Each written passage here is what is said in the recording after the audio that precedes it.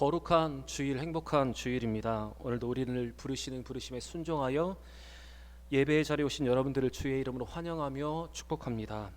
이 시간 하나님의 임재의 기쁨과 또한 풍성한 감격을 누리는, 예배의 감격을 누리는 우리 모두가 되기를 바랍니다. 어제부터 추위가 다시 시작되었습니다.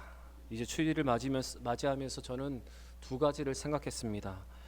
주일이 너무 추우면 성도들이 교회에 오기 힘들다는 생각을 했고, 또한 이 추위를 교회가 그리고 우리 성도들이 잘 건강하게 견디어 줬으면 좋겠다는 또한 염려를 했습니다.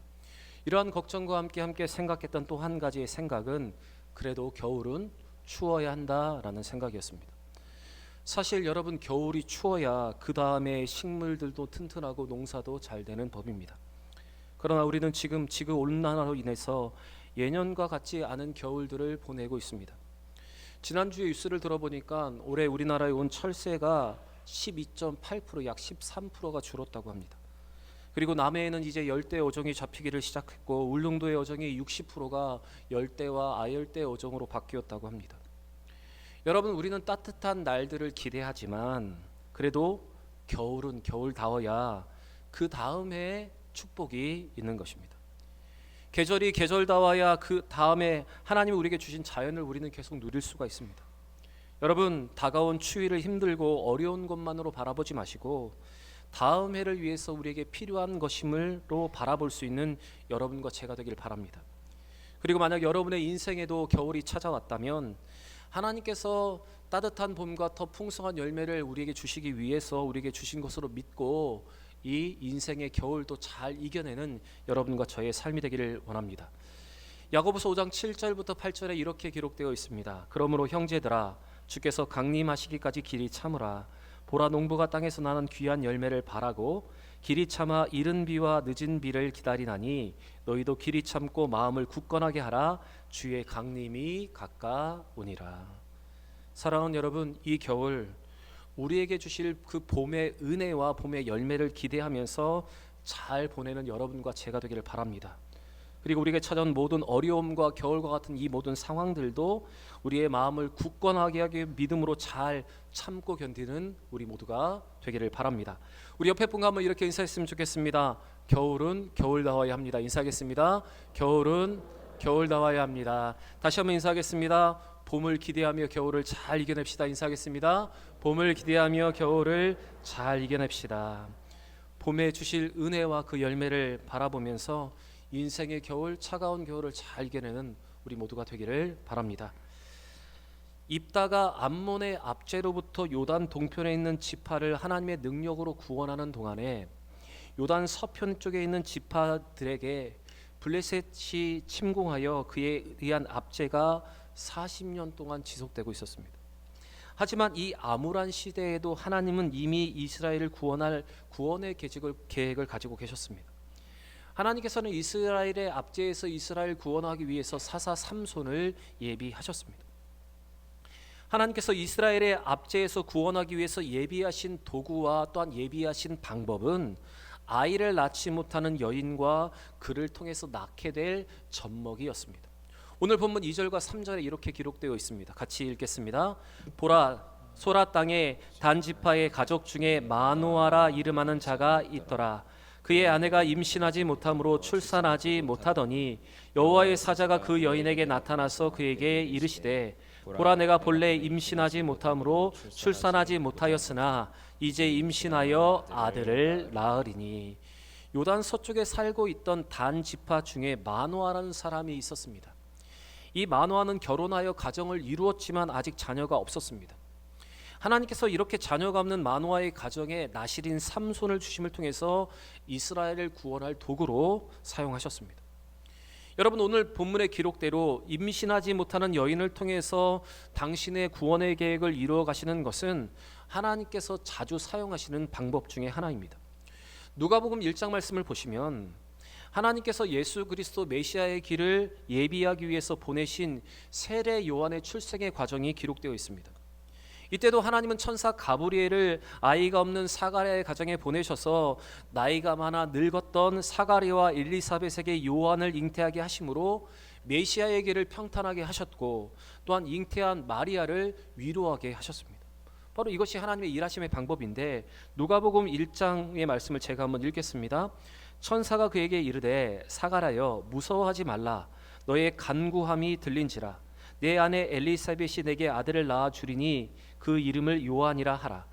너도 기뻐하고 즐거울 것이요 많은 사람도 그의 태어남을 기뻐하리니 이는 그가 주 앞에서 큰 자가 되며 포도주와 독한 술을 마시지 아니하며 모태로부터 성령의 충만함을 받아 이스라엘을 주 곧 그들의 하나님께로 많이 돌아오게 하겠습니다. 하나님은 임신하지 못하는 이 사가랴와 엘리사벳 가정에 귀한 나실인 요한을 주심을 통해서 메시아의 길을 평탄하게 하셨을 뿐만 아니라 요한의 세례를 통해서 많은 사람들이 하나님께로 돌아오는 능력의 삶을 감당하게 하셨습니다. 이뿐만 아니라 사무엘상의 말씀을 보시면 하나님은 임신하지 못했던 여인 한나에게 사무엘을 주심을 통해서 어둡기 그 암흑했던 그 시대의 밝은 빛으로 이 사무엘을 그에게 허락하셨습니다. 우리 사무엘상 1장 10절부터 11절의 말씀을 같이 한번 읽어보겠습니다. 한나가 마음이 괴로워서 여호와께 기도하고 통곡하며 서원하여 이르되 만군의 여호와여 만일 주의 여종이 고통을 돌아보시고 나를 기억하사 주의 여종을 잊지 아니하고 주의 여종에게 아들을 주시면 내가 그의 평생에 그를 여호와께 드리고 삭도를 그의 머리에 대지 아니하겠나이다.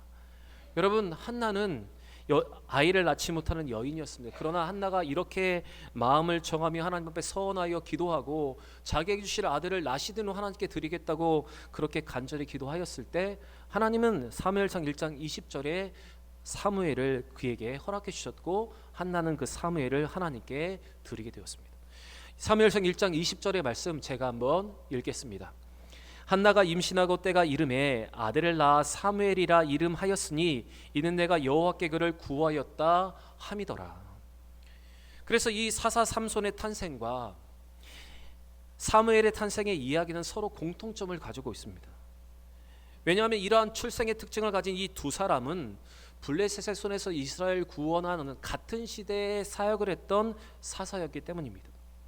사사 삼손으로 시작된 블레셋과의 전쟁은 이스라엘의 마지막 사사 사무엘을 통해서 승리로 끝나게 됩니다. 성경을 연구하는 학자들에 의하면 사사 삼손은 블레셋과 10년과의 전쟁을 벌였지만 블레셋을 완전히 파멸시키지 못했고 그 후에 등장한 마지막 사사 사무엘 때에 가서 블레셋으로부터 승리를 거두었다고 그들은 말을 하고 있습니다. 여러분, 오늘 이 삼손과 그리고 사무엘과 그리고 세례 요한의 출생의 과정에서 나타난 것과 같이 하나님은 이와 같은 방법으로 이스라엘을 구원할 자들을 탄생하게 하셨습니다. 그리고 이러한 하나님의 방법은 과거 성경에만 기록된 방법이 아니라 지금도 역사하고 일어나는 하나님이 지금도 사용하시는 방법입니다. 그런데 우리가 여기에서 기억해야 할 것이 있습니다. 그것은 오늘 말씀을 통해서 알 수 있듯이 마노아와 그의 아내 그리고 한나에게 그리고 사가랴와 엘리사벳에게 비록 그들은 연약한 자들이었지만 그들에게는 하나님을 향한 믿음이 있었고 그들은 이 믿음을 가지고 끊임없이 하나님 앞에 간구했다는 사실을 우리는 기억해야 합니다. 오늘 이 마노아의 모습을 보면 그가 그동안 이것을 위해서 하나님을 향해서 얼마나 믿음을 가지고 간구했는지를 우리는 알 수가 있습니다. 그리고 한나에게도 그가 술 취한 여인처럼 보일지만 그가 얼마나 하나님 앞에 간절하게 기도했는지도 우리는 알고 있습니다. 그리고 사가랴와 엘리사벳도 비록 이 모든 일이 끝났다고 생각한 일이지만 그들이 나이가 많았지만 그들은 끝까지 이것을 믿고 하나님 앞에 기도하였기 때문에 이러한 은혜를 누릴 수가 있게 된 것입니다. 여러분, 우리 하나님은 오늘도 당신께 온전히 성별된 연약한 자와 젖먹이들을 통해서 당신의 구원의 역사를 이루어 가십니다.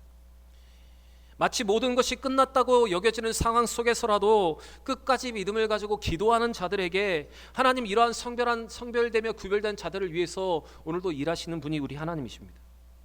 그렇게 여러분, 우리가 지금 비록 우리의 상황이 암울하고 우리 자신이 연약하라 하더라도 하나님께서 성별된 약자를 통해서 전세와 상황을 역전하실 것을 기대하는 그 믿음을 우리는 가져야 하고 그 믿음을 가지고 끊임없이 기도하고 우리는 헌신을 아끼지 않아야 하는 것입니다. 고린도전서 1장 27절에 사도 바울은 이렇게 말하고 있습니다. 같이 한번 읽어보겠습니다. 그러나 하나님께서 세상에 미련한 것들을 택하사 지혜 있는 자들을 부끄럽게 하려 하시고 세상에 약한 것들을 택하사 강한 것들을 부끄럽게 하려 하시며. 사랑하는 여러분, 이 사도 바울의 이 이야기처럼 미련한 자들을 택하사 스스로 지혜롭다 말하는 자들을 부끄럽게 하시고 약한 자들을 택하사 스스로 강하다고 말하는 자들에게 그들을 부끄럽게 하시는 것이 우리 하나님의 방법입니다. 사랑하는 여러분, 오늘 이렇게 하나님의 일하시는 방법을 기억하면서 연약한 중에서라도 믿음을 가지고 인내하며 기도함을 통해서 이와 같은 하나님의 역사와 하나님의 일하심을 경험하는 우리 모든 대형의 성도들이 되시기를 바랍니다. 하나님은 마노아의 아내에게 천사를 보내셔서 이와 같은 기쁨의 소식을 전해주셨고 그들이 아이를 어떻게 길러야 할지를 알게 하셨습니다. 그런데 이렇게 천사가 마노아의 아내에게 찾아왔을 때 마노아는 그 자리에 없었습니다. 마노아는 아내로부터 하나님의 구원의 계획과 그 아이에게 어떻게 행해야 할 것들을 전해 들었습니다. 이 소식을 들은 마노아는 오늘 8절의 기록대로 다시 한번 여호와의 사자를 자신에게 보내달라고 하나님 앞에 간구를 하고 있습니다. 우리 8절 말씀 같이 한번 읽어보겠습니다. 마노아가 여호와께 기도하여 이르되 주여 구하옵나니 주께서 보내셨던 하나님의 사람을 우리에게 다시 오게 하사 우리가 그 나을 아이에게 어떻게 행할지를 우리에게 가르치게 하소서 하니. 마노아가 하나님 앞에 이렇게 기도한 이유는 하나님께서 아들을 주시겠다고 한 약속을 다시 확인하기 위해서가 아니었습니다. 하나님께서 약속대로 아이를 주셨을 때 그 아이를 어떻게 길러야 할지를 묻기 위해서 여호와의 사자를 다시 보내달라고 하나님 앞에 그는 구하고 있습니다. 그는 약속을 믿었고 그 아이를 어떻게 나신으로 키워야 할지를 지금 하나님께 묻고 있습니다. 다시 말씀드리면 하나님의 뜻이 무엇인지, 하나님의 방법이 무엇인지를 그가 묻고자 하였던 것입니다. 하나님은 이와 같은 마노아의 중심을 보시고 그의 간구에 응답을 하셨습니다. 그래서 여호와의 사자를 다시 그에게로 보내셨습니다. 그리고 여호와의 사자를 만난 마노아는 그에게 다시 이렇게 묻고 있습니다. 우리 11절과 12절의 말씀을 같이 한번 읽겠습니다. 마노아가 일어나 아내를 따라가서 그 사람에게 이르러 그에게 묻되 당신이 이 여인에게 말씀하신 그 사람이니까 하니 이르되 내가 그로다 하니라. 마노아가 이르되 이제 당신의 말씀대로 되기를 원하나이다. 이 아이를 어떻게 기르며 우리가 그에게 어떻게 행하리이까. 지금 마노아가 여호와의 사자에게 묻고 있는 것은 나에게 주신 그 약속이 확실한 것입니까? 그 약속이 정말로 이루어지는 것입니까? 그것을 묻고 있는 것이 아니라 약속이 이루어졌을 때 어떻게 행해야 합니까? 라고 그것을 묻고 있습니다. 약속에 대해서 이 마노아는 믿고 신뢰하고 있습니다. 그래서 말씀대로 되기를 원합니다라고 그는 고백을 합니다. 그리고 이 아이를 어떻게 기르며 그에게 어떻게 행하여야 합니까를 지금 다시 여호와의 사자에게 묻고 있는 것입니다. 여러분, 오늘 이 마노아의 기도에는 무엇보다도 하나님의 뜻을 구하는 데 힘쓰며 그 뜻에 순종하고자 하는 놀라운 신앙이 담겨져 있습니다. 또한 그의 아내의 모습을 보시면 그 아내 역시 여호와의 사자가 그에게 전해준 기쁜 소식에 대해서 그는 의구심을 갖지 않았습니다. 의구심을 갖고 표징을 구했던 이 기도원처럼 표징을 구하지 않고 있습니다. 그녀는 여호와의 사자가 전해준 그대로 자기 남편에게 믿음을 가지고 그 남편에게도 전합니다. 그가 전한 말 중에 어떤 부분에도 그것에 대해서 의심하는 마음이 여러분 전혀 묻어있지가 않다는 사실을 우리는 기억해야 합니다. 지금 마노아와 그의 아내의 모습은 우리의 기도에 대해서 돌아보게 하고 우리가 어떤 믿음의 부모로 서 있는지를 돌아보게 합니다. 그리고 또 어떻게 우리가 기도해야 하는가, 우리 자녀들 위해서 기도해야 하는가를 우리에게 보여주고 있습니다. 그리고 우리가 믿음의 아버지로, 믿음의 어머니로 어떻게 살아가야 하는가, 어떻게 기도해야 하는 것지도 분명하게 보여주고 있는 것입니다. 여러분, 오늘 이 말씀으로 이 마노아의 기도의 모습을 보시면서 한번 우리의 기도를 돌아보시기를 바랍니다. 우리는 이미 하나님이 우리에게 주시겠다고 약속하신 것에 대해서도 계속 달라고 매달리는 기도를 드릴 때가 많이 있습니다. 이미 많은 약속을 성경을 통해서 우리에게 주셨고 들려지는 말씀을 통해서 우리에게 주셨으며 우리가 암송하는 수많은 말씀을 통해서 그 약속을 주셨음에도 불구하고 그 약속을 신뢰하지 못하고 그 약속을 다시 확인하고 또 더 달라는 기도를 할 때가 많이 있습니다. 그러나 여러분, 성숙한 기도는 하나님의 약속이 이루어질 것을 확신하고 하나님의 약속이 이루어진 때에 하나님이 응답하신 때에 어떻게 이것을 올바르게 이룰 수 있는지를 집중하며 묻는 기도가 여러분 바른 기도입니다. 약속이 이루어졌을 때 그 약속하신 모든 것이 이루어졌을 때 그것을 어떻게 선용하고 하나님의 응답을 어떻게 지켜가며 주를 위해서 어떻게 사용할 것인가를 묻는 기도가 여러분 더 성숙한 기도입니다. 은혜를 받고 은혜를 구하고 은혜를 받는 것도 중요합니다. 축복을 구하고 축복을 받는 것도 중요합니다. 그런데 더 중요한 것은 응답을 받고 축복을 받은 이후에 그것을 어떻게 사용할 것인가, 그 주신 목적을 기억하며 하나님의 뜻대로 어떻게 살아갈 것인가, 여러분 그것을 묻는 것이 더 중요합니다. 로마서 12장 2절에 성경은 우리에게 이렇게 말하고 있습니다. 우리 같이 한번 읽어보겠습니다. 너희는 이 세대를 본받지 말고 오직 마음을 새롭게 함으로 변화를 받아 하나님이 선하시고 기뻐하시고 온전한 뜻이 무엇인지 분별하도록 하라. 이 세대를 본받지 말고 이 세대의 방법과 방식을 따라가지 말고 하나님 주신 마음으로 새롭게 함으로 하나님의 선하시고 기뻐하시고 온전한 뜻이 무엇인지를 구하고 분별하는 것, 여러분 그것이 우리에게 필요합니다. 오늘 이 사도 바울의 권면처럼 여러분 하나님의 선하고 기뻐하시고 온전한 뜻을 분별하는 기도, 그렇게 분별하여 하나님께 온전한 삶을 드리는 그런 믿음의 결단이 여러분 우리에게 필요한 것입니다. 여러분 오늘 이 마노아의 모습처럼 자녀를 위해서 이 아이를 어떻게 기르고 어떻게 행해야 할지를 하나님께 물을 수 있는 여러분과 제가 되길 바랍니다. 또 마노아의 아내처럼 응답에 대해서 확신하며 믿음으로 반응하는 믿음의 어머니들이 되시길 바랍니다. 하나님은 마노아와 그 아내에게 나시린을 위해서 그들이 어떻게 해야 할지를 알려주셨습니다. 그런데 그들이 행해야 하는 것은 태어날 아이를 위해서 행해야 할 것이 먼저가 아니라 그들이 먼저 어떻게 행해야 할지를 가르쳐 주신 것에 우리는 집중을 해보아야 합니다. 우리 7절 말씀을 같이 한번 읽어보겠습니다. 7절입니다. 그가 내게 이르기를 보가 내가 임신하여 아들을 낳으리니 이제 포도주와 독주를 마시지 말며 어떤 부정한 것도 먹지 말라. 이 아이는 태에서부터 그가 죽는 날까지 하나님께 바쳐진 나시린이 됨이라 하더이다 하니라.